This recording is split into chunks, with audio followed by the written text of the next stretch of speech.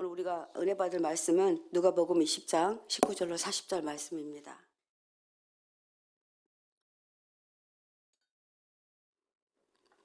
찾으신 줄 알고 제가 한 절, 여러분이 한 절 이렇게 봉독하도록 하겠습니다. 19절입니다. 서기관들과 대제사장들이 예수의 이 비유는 자기들을 가리켜 말씀하심인 줄 알고 즉시 잡고자 하되 백성을 두려워하더라. 이에 그들이 엿보다가 예수를 총독의 다스림과 권세 아래에 넘기려 하여 정탐들을 보내어 그들로 스스로 의인인 체하며 예수의 말을 책잡게 하니, 그들이 물어 이르되 선생님이여 우리가 아노니 당신은 바로 말씀하시고 가르치시며 사람을 외모로 취하지 아니하시고 오직 진리로서 하나님의 도를 가르치시나이다. 우리가 가이사에게 세를 바치는 것이 옳으니까 옳지 않으니까 하니, 예수께서 그 관계를 아시고 이르시되 데나리온 하나를 내게 보이라. 누구의 형상과 글이 여기 있느냐? 대답하되 가이사의 것이니이다. 이르시되 그런즉 가이사의 것은 가이사에게, 하나님의 것은 하나님께 바치라 하시니, 그들이 백성 앞에서 그의 말을 능히 책잡지 못하고 그의 대답을 놀랍게 여겨 침묵하니라. 부활이 없다고 주장하는 사두개인 중에서 어떤 이들이 와서 물어 이르되 선생님이여 모세가 우리에게 써주시기를 만일 어떤 사람이 형이 아내를 두고 자식이 없이 죽으면 그 동생이 그 아내를 취하여 형을 위하여 상속자를 세울지니라 하였나이다.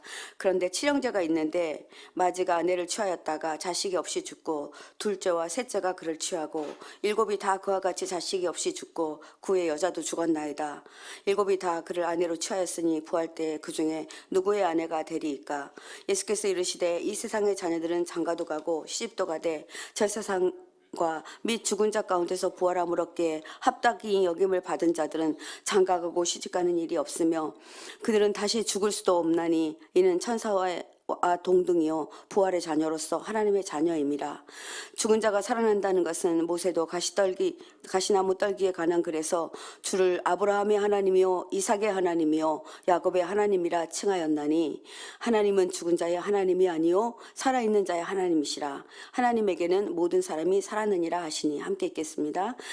서기관 중 어떤 이들이 말하되 선생님 잘 말씀하셨나이다 하니, 그들은 아무것도 감히 더 물을 수 없음이더라. 아멘. 하나님의 말씀입니다. 여러분, 오늘 말씀은 예수님이 잡히시기 일주일 전에 일어난 사건입니다. 이 중에서 오늘 이제 예수님을 어떻게든 죽이려고 하는 그들의 음모 안에 들어가는데, 그래서 이제 많은 논쟁을 하게 됩니다. 근데 그 중에서 세금에 관한 논쟁, 그 다음에 부활에 대한 논쟁에 대한 내용들이 오늘 본문에 실려 있습니다. 예수님은 예루살렘 성 안에서 일반 백성들의 열광적인 환호를 받습니다. 유대의 지도자들은 예수님의 가르침에 감동되어 환호하는 군중들 때문에 예수를 함부로 죽이지 못했습니다. 유대교 지도자들을 위시한 기득권자들이 예수의 언행이 매우 도전적이고 선동적이라고 생각하여 두려워했습니다. 예수님의 약점을 책잡아 공격하려고 이들은 호시탐탐 기회를 노리고 있었고, 유대 지도자들은 그 기회를 노리기 위해서 사람들을 뽑는데 이제 정탐꾼을 뽑습니다. 정탐하는 사람들을 뽑아서 예수를 종교적으로 문제 삼았다가 실패했기 때문에 이렇게 해서는 안 되겠다, 허점을 잡자, 이렇게 해서 이제 허점을 잡기 위해서 그들 안으로 투입시킵니다. 허다한 군중들이 예수를 추종하고 있었기 때문에 그들은 더 이상 자신들의 힘으로는 예수를 처치하기 곤란하다고 판단하였던 것 같습니다. 더욱이 당시 제수에 대한 사형권은 로마 정부에 있었습니다.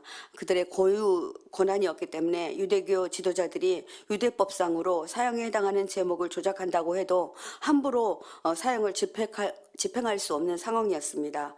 따라서 유대 지도자들은 로마 총독의 정치적인 힘을 빌어 예수를 제거하고자 음모를 꾸미려고 하고 있었습니다. 그중에 세금 논쟁 같은 것은 민족인 유대인들이 정탐꾼을 보내서 예수님을 책잡고자 하는 아주 좋은 빌미거리가 되었습니다. 20절에 보니까 이에 그들이 엿보다가 예수를 총독의 다스림과 권세 아래에 넘기려 하여 정탐을 보내어 그들로 스스로 의인인 체하며 예수의 말을 책잡게 하니, 이렇게 말합니다. 그러니까 누구를 책잡는 사람들은요, 말 꼬투리 하나하나 다 잡아요. 근데 이들은 예수님을 지지하는 척 의로운 사람인 척 가장하며 예수님이 가이사에게 바치는 세금에 관하여 질문함으로 트집을 잡으려 했습니다. 그들은 예수님을 선생님이라고 호칭하면서 정중하게 대하는 척합니다. 예수님의 가르침을 구체적으로 칭찬하며 간교한 술책을 담아 질문합니다. 선생님, 우리는 선생님이 옳게 말씀하시고 잘 가르치는 것을 우리가 압니다. 선생님은 차별도 하지 않으시고 진실되게 하나님의 길을 가르치시는 분이심을 저희가 압니다. 우리가 그런데 가이사에게 세금을 바치는 것이 옳습니까? 옳지 않습니까? 이렇게 질문하는 것입니다. 정탐꾼들은 예수를 인정하고 추종하는 사람인 것처럼 위장하여 안심시키고 난 다음에 자신들의 의도대로 유도성 질문을 한 것입니다. 그들은 가이사에게 바치는 세금에 대한 불만과 로마 제국에 대한 반발심을 가지고 있었기 때문에 이 세금에 대한 불만이 있음을 나타내는 발언을 한 것입니다. 여러분, 우리 대통령 선거 이런 거 할 때 되게 세금 문제를 잘 거론하죠. 왜냐하면 세금 문제는 그만큼 민중들에게 민감한 문제이기 때문에 그렇습니다. 이 질문은 예수님을 진퇴양난으로 빠뜨리려는 교묘한 질문이었습니다. 잘못 대답하면 유대인의 감정을 건드릴 것이고 또 이쪽으로 대답하면 로마에 대한 반발심을 고조시킬 것이기 때문에 친로마적 반응을 한다면 예수를 환호했던 대다수의 무리들이 그를 배척할 것이라는 그런 정말 그런 마음을 가지고 이렇게 술수를 쓴 것입니다. 당시 유대인들은 납부해야 될 세금이 있었는데 이 세금은요, 인두세라는 세금이 있었습니다. 그리고 관세가 있었습니다. 그래서 이 인두세는요, 얼마나 컸는지 노동자의 3분의 1을 세금으로 내야만 했습니다. 로마가 요구하는 세금 중 인두세는 특히 14세부터 65세까지 모든 남자와 12살부터 65세까지 모든 여자에게 해당되는 세금이었는데 한 사람당 한 데나리온씩 낸다고 생각해 보십시오. 매달 이렇게 내야만 했습니다. 그들은 당연히 예수님이 이렇게 과한 세금을 내지 말라고 말할 것 같아서 이렇게 물었던 것입니다. 그런데 23절에서 24절에 보니까 예수님은 이렇게 답하십니다. 예수께서 그 관계를 아시고 이르시되 데나리온 하나를 내게 보여라. 누구의 형상과 글이 여기 있느냐? 대답하되 가이사의 것이니이다. 예수님께 데나리온 하나를 갖다 드려요. 그러니까 보니까 거기에 누가 있냐면요, 거기 사람의 형상이 있습니다. 근데 가이사의 형상이 들어있는 겁니다. 그래서 여러분 여기 보면요, 23절에 관계라는 말이 나오는데 이 관계라는 말은 평행복문인 마가복음과 마태복음에는 외식하여서 또 악함으로 표현합니다. 이들은 외식하는 사람들이었고 악한 사람들이었습니다. 그래서 이 데나리온을 그렇게 물어보는데 주님은 엉뚱하게 그것은 옳다 그르다 이렇게 얘기하지 아니하고 데나리온 하나를 가져와라, 그리고 내게 보여달라 이렇게 말합니다. 이 한 데나리온은 헬라 화폐로 100분의 1 문화였고요. 유대 화폐로는 4분의 1 세겔이었습니다. 인두세가 백성 한 사람당 한 데나리온에 부과된 점으로 보아서 당시 인두세에 대한 로마의 세금에 불만을 품은 사람들을 염두에 두고 이 한 데나리온을 가져오라 말씀하신 것입니다. 주님이 이렇게 말씀하십니다. 누구의 형상과 글이 여기 있느냐? 대답하되 가이사의 것이니라. 매우 중요합니다. 당시에는 나라가 새로 세워지거나 왕이 새로 즉위하여 새 왕의 화상을 돈에 새겨 넣었습니다. 이 화폐가 유통되는 곳에는 세금을 받을 권리가 나라에 있다는 얘기입니다. 우리나라에도 뭐 오래된 세종대왕의 얼굴이라든지 이런 얼굴이 새겨져 있는데요. 이 데나리온 주화에 황제 가이사 비베리우스의 얼굴이 새겨져 있었고 뒷면에는 그 황제 어머니 얼굴이 여신으로 묘사된 그림이 그려져 있었습니다. 로마서 13장 1절에서 2절 보니까 이런 말씀이 적혀 있습니다. 사람은 누구나 위에 있는 권세에 복종해야 한다. 모든 권세는 하나님께로 온 것이며 이미 있는 권세들도 하나님께서 세워주신 것이다. 그러므로 권세를 거역하는 사람은 하나님의 명을 거역하는 것이요, 거역하는 사람은 심판을 받게 될 것이다. 이렇게 말합니다. 그리스도인들이 지녀야 될 국가 또는 사회 권력에 대한 합당한 자세를 언급하고 있는 대목입니다. 여러분, 하나님은 질서의 하나님이십니다. 세상에 존재하는 모든 권위나 통치가 하나님의 섭리에 따라 진행된다는 것을 잊어서는 안 된다는 말입니다. 성도의 삶의 실제적인 모든 영역에서 세워진 권위가 있습니다. 이 권위에 원칙적으로 순복해야 됩니다. 교회에서는 담임 목사님의 권위, 가정에서는 남편의 권위, 또 부모의 권위, 이런 권위와 더불어서 나라의 대통령의 권위, 이런 권위들을 우리가 순복해야 된다는 것입니다. 자신의 마음에 들지 않는다고 순복하지 않는 것은 하나님의 영역과 권위를 동시에 훼손하는 일이다, 이렇게 말씀하시고 계십니다. 예수님은 가이사의 것은 가이사에게, 하나님 것은 하나님에게 바치라는 의미를 말씀하시는데 사람들은 참 못 알아듣겠는 거죠. 하나님의 것을 하나님께로 돌려놓으라는 강조적 의미를 더 말씀하시고 계신 것입니다. 대개 보면은 앞에 것보다는 뒤에 것이 더 강조를 말씀하시고 있거든요. 예수님은 로마의 것과 유다인의 것을 분명히 분리하고 있는 것을 볼 수 있습니다.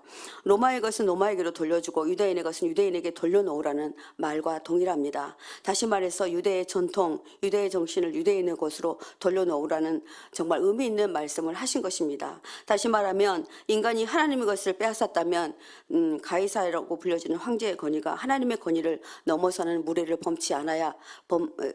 범하고 있지 않아야 한다라는 말을 하고 있는 것입니다. 천하 만물은 하나님께로 말미암았으며 이 세상에 돌 하나, 풀포기 하나 하나님의 것이 아닌 것이 없기 때문에 결국은 가이사 왕국조차도 하나님의 것이 된다는 결론입니다. 이 결론을 알아듣는 자는 알아들었겠죠. 그런데 참 그 안에 알아듣는 자가 많지 않았을 것 같습니다. 예수님은 가이사에게 돌아갈 것이라는 것은 아무것도 없다는 것으로 말씀하신 것입니다. 너희가 이 나라를 뺏었으니 사실은 이 나라는 하나님의 것이다 라고 말하는 것입니다. 이러한 예수의 응답이 갖는 비판적 의미 때문에 예수를 고발했던 사람들은 예수가 가이사에게 세금을 바치지 말라고 선동한 사람이라고 이제 누가복음 23장에 가면 나오는데요. 제가 미리 한번 읽어보겠습니다. 우리가 보니 이 사람은 우리 민족을 오도하고 황제에게 세금 바치는 것을 반대하고 자칭 그리스도의 왕이라고 하였습니다. 이렇게 고발장을 냅니다. 이것을 본다면 그러니까 관리들이 알아들었던 것 같습니다.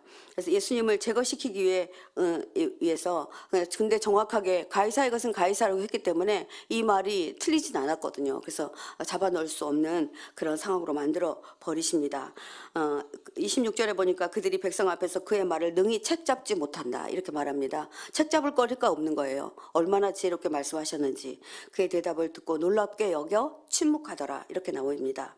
예수님의 답변이 단순히 세금을 내고 안 내는 문제를 넘어서 원칙적으로 해결해야 할 근본적 문제를 언급하고 있는 답변으로 말씀하신 것입니다. 뿐만 아니라 그곳에 모인 무리들이 예수님의 발언에 대해서 긍정적으로 경청하고 예수님의 답변이 매우 놀랍게 여겼다 이렇게 말씀하고 있는데, 이 놀랍게 여기다라는 말은 칭송했다 이런 말이에요. 야, 정말 대단한 분이셔. 저런 대답을 어떻게 하실 수 있겠어. 정말 멋진 분이셔. 정말 명심판이야 이러잖아요. 우리 솔로몬에게도 정말 지혜가 있다 이렇게 말했는데 예수님은 지혜로 말씀하신 것입니다. 그 답변이 합리적이고 반론의 여지를 아무도 할 수가 없었기 때문에 청중들의 마음에 긍정적으로 받아들여졌고 지혜로운 답변에 모두가 어떤 트집을 잡을 수 없었다고 나옵니다. 이 변론에 예수님이 승리하신 것입니다. 두 번째 논란입니다. 부활에 대한 논란입니다. 부활이 없다고 주장하는 사두개인들이 있었습니다. 이 사두개인들은 산헤드린의 명을 받고 고의적인 공격 의도로 질문합니다. 마태복음에 따르면 세금 논쟁이 있던 날에 부활 논쟁도 같이 있었을 것으로 보아진다고 말합니다. 왜냐하면 마태복음에는 이때라고 이 때를 지시합니다. 그러니까 조금도 놓치지 않고 바로 그날 이 또 논란을 제기합니다. 사두개파 사람들은 모세 오경만을 정경으로 인정하는 사람들이었습니다. 다른 전승이나 다른 문서들은 절대로 권위를 인정하지 않았던 때입니다. 그들은 당시 유대사에서 소수 집단이었습니다. 그러나 부유한 지배 계층이었습니다. 그들은 로마의 통치에 협력하여 자신들의 이권을 유지했던 사람들입니다. 그러니까 정말 간계한 사람들이었습니다. 그들은 교리 중에서 부활과 영생을 믿지 않는 사람들입니다. 그들이 이렇게 물어봅니다. 부활이 없다고 하는 사두개파 사람들 가운데 몇몇이 예수님께 옵니다. 그리고 예수님께 물었습니다. 선생님, 모세는 형이 자식이 없이 아내를 두고 죽으면 동생이 형수와 결혼하고 형을 위해서 자식을 낳아야 한다고 했습니다. 그런데 7형제가 있었습니다. 첫째가 아내를 얻었으나 자식이 없이 죽었습니다. 둘째도 자식이 없이 죽고 셋째도 그렇게 했습니다. 7형제가 다 자식이 없이 죽었습니다. 그런데 마침내 이 여자도 죽었습니다.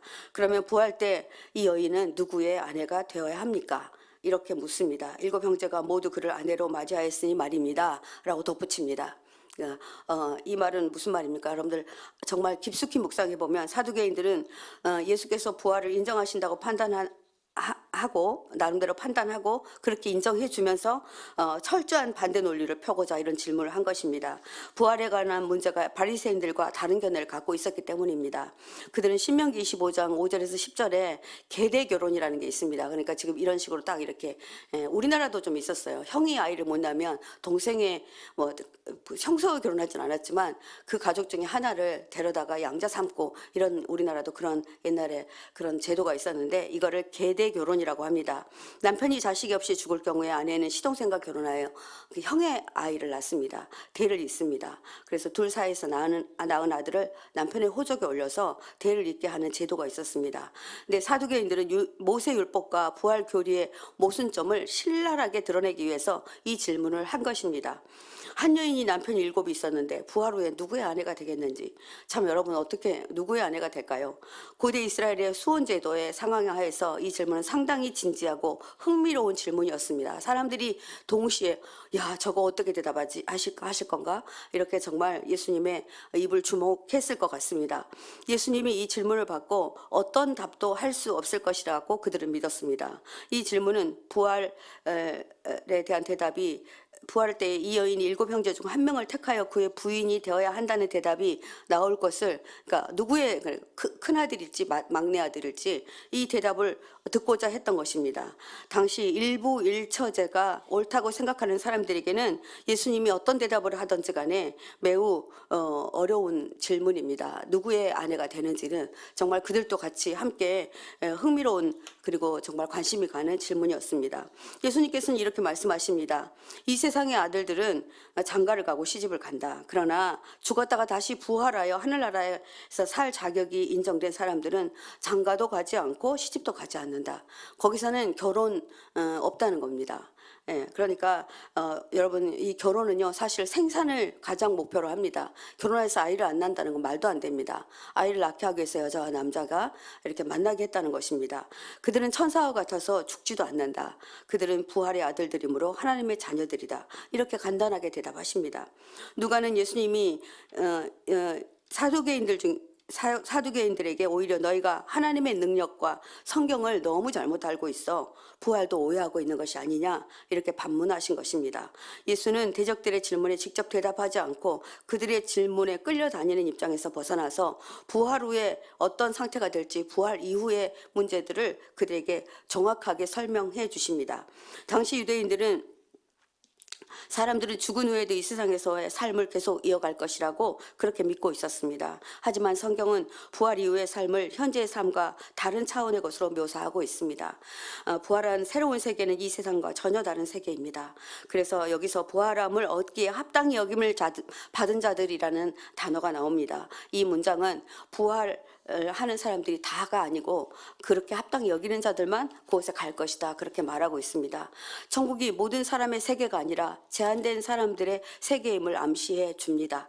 여기서 언급된 합당한 자는 그리스도의 보혈의 공로를 힘입어 하나님을 의로 옷 입게 된 자들을 가리키는 말입니다. 부활한 저 세상에서는 결혼이 없다는 말은 결혼의 중요한 목적 중 하나가 출산을 통한 종족 보존에 있다는 것입니다. 그래서 이 땅에서만 결혼이 있다 이렇게 말하고 있습니다. 하지만 하나님의 새 생명을 받아 불멸의 존재로 새로 탄생하는 성도들로서는 더 이상 결혼이나 출산을 중요하지 않다. 그것에서는 죽지도 않기 때문에 영원히 산다. 이렇게 말하고 있는 것입니다. 여러분 37절에 보면 죽은 자가 살아난다는 것은 모세도 가시나무 떨기에 관한 글에서 주를 아브라함의 하나님이요 이삭의 하나님이요 야곱의 하나님이라 칭하였나니 이렇게 말씀하십니다. 예수님은 출애굽기 3장 6절에 모세가 하나님으로부터 들었던 음성을 인용하시면서 아브라함, 이삭, 야곱 등 아브라함과 같은 신앙의 선조들의 몸은 비록 죽었으나 하나님의 능력으로 말미암아 부활의 새 생명을 참여하고 있음을 말합니다. 그들을 다 보게 될 것이라는 겁니다. 우리가 천국에 가면 우리보다 먼저 믿고 돌아가셨던 모든 선조들을 보게 될 것입니다. 유한한 인생의 눈으로 보면 육신의 죽음이 곧 존재의 끝으로 보이지만 신령한 믿음의 안목으로 본다면 그곳은 새로운 시작입니다. 그러니까 우리가 누군가가 돌아가셨을 때 너무 슬퍼하지 말아라 하는 이유가 여기에 있습니다. 우리는 여기서 끝나는 것 같지만 다시 시작한다는 것입니다. 38절 말씀에 하나님은 죽은 사람들의 하나님이 아니라 살아있는 사람들의 하나님이시다. 이들 모두는 하나님께 대하여 살아있다. 이렇게 말씀하시면서 율법학자 및 몇 사람이 이렇게 대답합니다. 선생님, 옳은 말씀을 하셨습니다. 사람들은 예수께 감히 더 이상 묻지 못하고 그 자리를 물러갑니다. 여러분, 예수님은 하나님이 죽은 자의 하나님이 아니요 산 자의 하나님이라 하신 말씀을 우리 모두는 기억해야 됩니다. 이 말씀은 부활이 없다고 주장하는 사두개인들에게 부활의 확실성을 결론적으로 강조하여서 말씀하신 것입니다. 그들이 부활의 날에 다시 살 것이고 우리도 그들을 만날 것이기 때문에 아브라함이나 야곱은 지금도 살아있는 것이나 매한가지입니다. 이곳에서는 보이지 않으나 천국엔 살아있습니다. 여러분들 가족이 돌아가셔서 힘드신 가족들 계십니까? 여러분들 이 말씀 들으시고 힘내시기 바랍니다. 하나님에게는 모든 사람이 살았느니라는 말씀은 지금 죽어있는 모든 사람들도 하나님 앞에서는 살아있는 것과 마찬가지라는 뜻입니다. 그래서 우리가 잠시 후 부활의 날에 다 살아날 것이라 이렇게 말씀하십니다.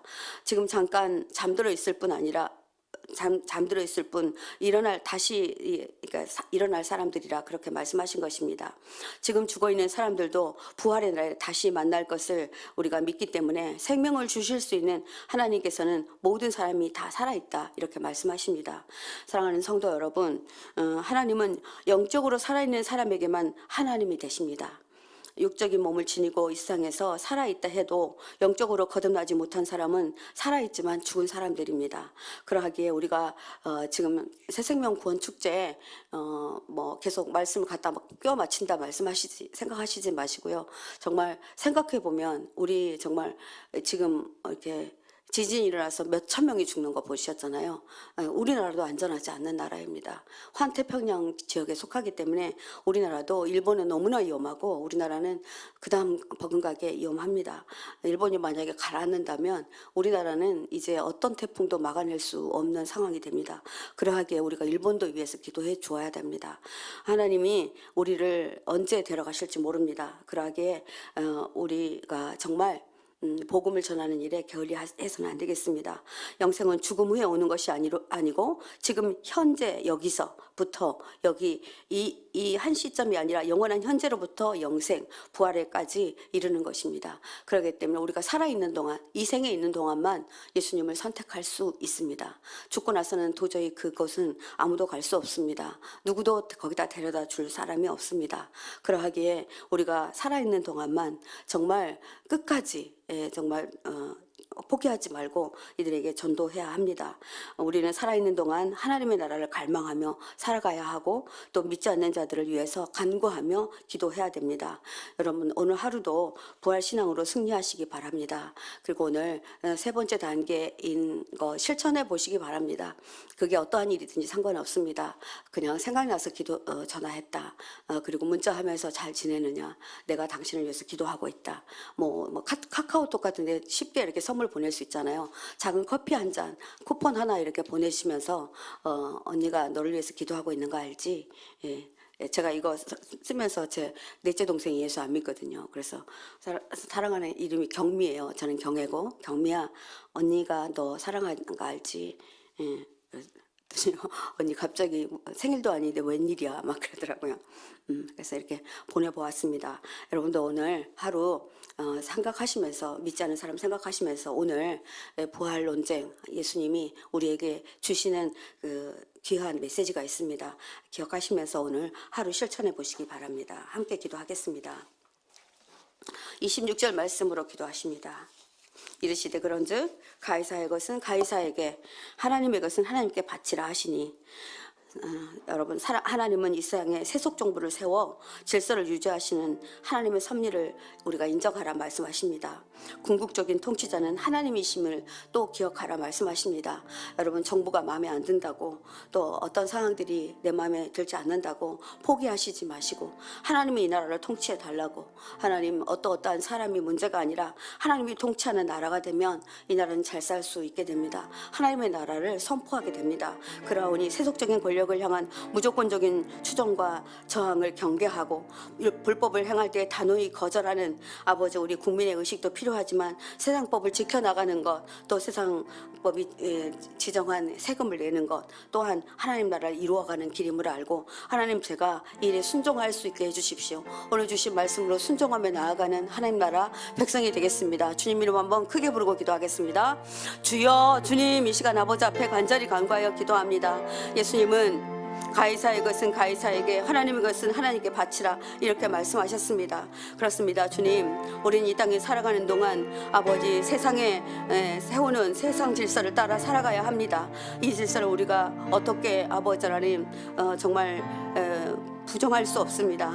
아버지, 그러나 궁극적인 통치자는 하나님이심을 기억하라 하신 말씀 또한 기억합니다. 세속적인 권력에 향한 무조건적인 순종을, 아버지 그 저항을 아버지 하라는 것이 아니라, 하나님 정말 율법을 행할 때 단호히 아버지는 거절할 것은 거절하고 또 말할 것은 말해야 하지만, 아버지 세상법을 지켜나가는 것, 세상을 아버지 세상에서 정하는 세금을 내는 것들, 또 세상의 질서를 지키는 것들, 아버지 내가 부정하다 하여서, 내가 생각이 틀리다 해서 하지 않는 것은 아버지 하나님 것은 아니라고 말씀하셨습니다. 하나님, 이 땅에 사는 동안 우리가 세상의 질서에도 순종하고 아버지 이 땅을 이끌어 가시는 분이 주님이심을 알고, 아버지 주님 온전하게 이 땅을 이끌어 가달라고, 아버지 정말 주님을 향하여 이 땅을 아버지 불쌍히 여겨달라고 기도하는 우리 백성들 되게 하여 주옵소서. 하나님, 우리 성도님들 오늘도 아버지 이 땅을 향하여서 하나님 정말 원망만 하지 아니하고, 아버지 정말 불평만 하지 아니하고 오직 주님을 향하여 나아가는 저희들 되어지도록 하나님 함께하여 주시기를 간절히 소망합니다. 인도하여 주시옵소서. 38절 말씀을 한 번 더 기도하겠습니다. 하나님은 죽은 자의 하나님이 아니요 살아있는 자의 하나님이시라. 하나님에게는 모든 사람이 살아있느니라 하시니. 이 말씀으로 기도하겠습니다. 주님, 제가 아는 지식과 경험이 참 진리이신 주님을 만나는데 방해가 되지 않게 해주십시오. 이렇게 기도해 주시기 바랍니다. 뿐만 아니라 가족을 잃고 시리에 찬 성도들이 있습니다. 지금은 잠시 헤어져 있지만 천국에서 다시 만날 것을 기대하며 이 슬픔에서 벗어나게 해달라고 하나님 앞에 간구하며 기도하여 나아가겠습니다. 하나님, 우리가 아버지 하나님 살아있을 때만 우리들의 하나님입니다. 그러하기에 우리가 죽은 후에는 우리가 옳다함을 받고 하나님 나라에서 하나님 자녀로 살 것이기에, 살아있는 동안에 아버지 우리 모든 사랑하는 가족들과 내 주위에 있는 모든 사람들이 예수를 믿기를 원합니다. 이런 마음으로 주님, 내가 기도하는 누구누구 주님 불쌍히 여겨주시고, 하나님 나 인하여서 그가 아버지 천국 백성 될 수 있도록 하나님 아버지 그들을 구원하여 달라고 우리 주님 이름 한번 크게 부르고 기도하시겠습니다. 주여, 주님 이 시간 아버지 앞에 간절히